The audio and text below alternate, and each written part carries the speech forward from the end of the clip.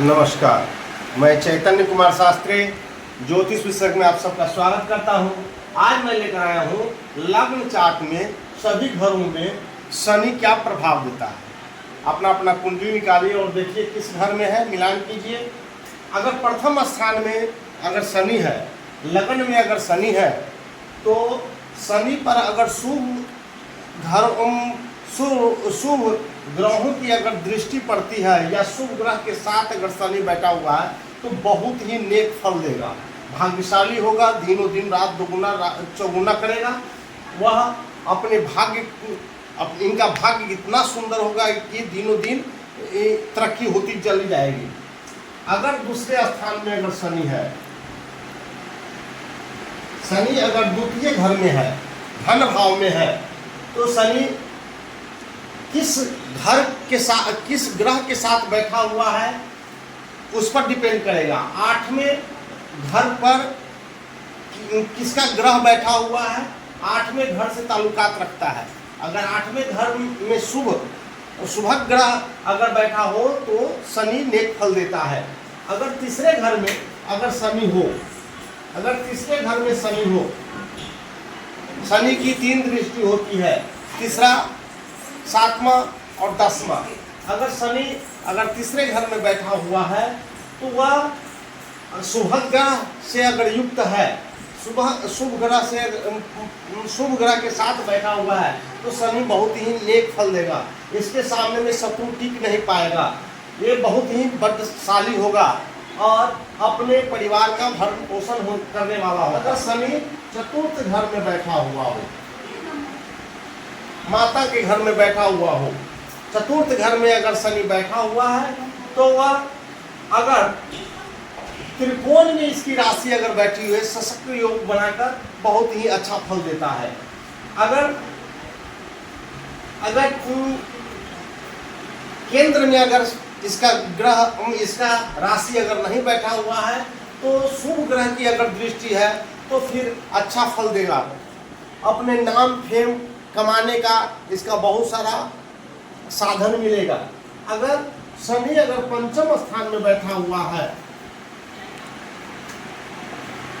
तो विद्या अध्ययन करेगा, पुत्र की प्राप्ति होगी और अपने माता पिता का ख्याल रखने वाला होगा।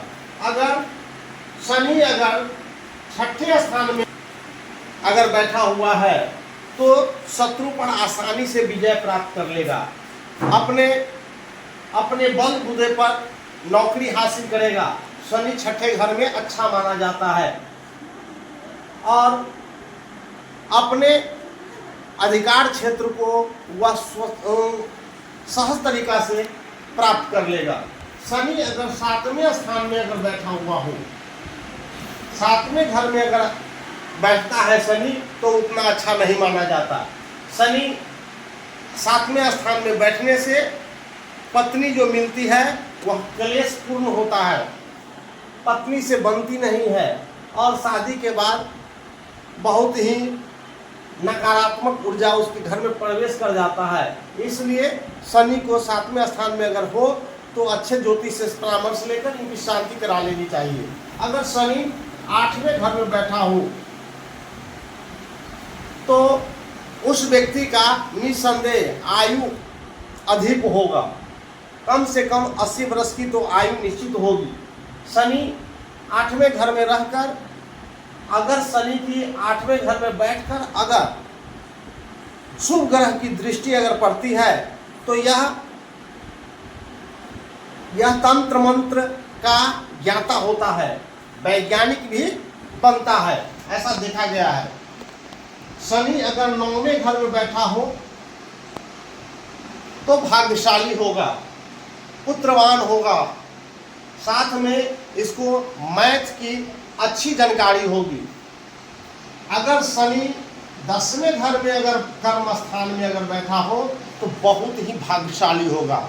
अगर केंद्र में इसकी राशि अगर हो और तब जाकर अगर 10वें स्थान में अगर शनि बैठा हो तो बहुत ही भाग्यशाली होता है, धनवान होता है, कीर्तिवान होता है और